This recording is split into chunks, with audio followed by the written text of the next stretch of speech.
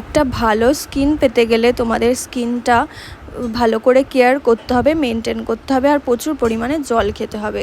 আমি আমার morning skin care রুটিনে কী ইউজ করি সেটাই তোমাদের সাথে শেয়ার করতে চলে এসেছি। দেখো, আমি মুখটা ভালো করে ক্লিন করে নিয়েছি সিম্পলের ফেস ওয়াশ দিয়ে। তারপরে আমি সরাসরি ইউজ করে নিয়েছি আমার স্কিনে এই ডট অ্যান্ড কিয়ের বেরিয়ার রিপেয়ার টোনারটা। এটা খুবই হাইড্রেট করে স্কিনটা আর খুব রিফ্রেশ লাগে।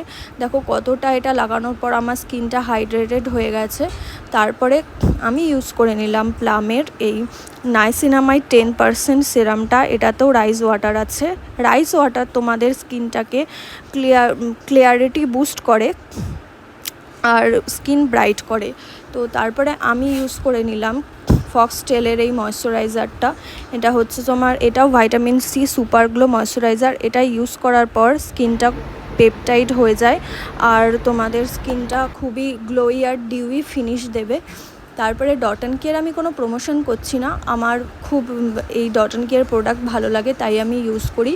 আর সবথেকে ফেভারিট যেটা ডট অ্যান্ড কেয়ার সেটা হলো আমার এই সানস্ক্রিন আর এই নাইট মাস্কটা, লিপ মাস্ক। তো সানস্ক্রিনটা তোমার এটাতে vitamin C plus E super bright sunscreen.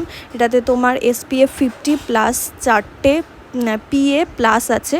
তো PA প্লাস যত বেশি থাকবে ততই তোমাদের সানস্ক্রিনটা ভালো।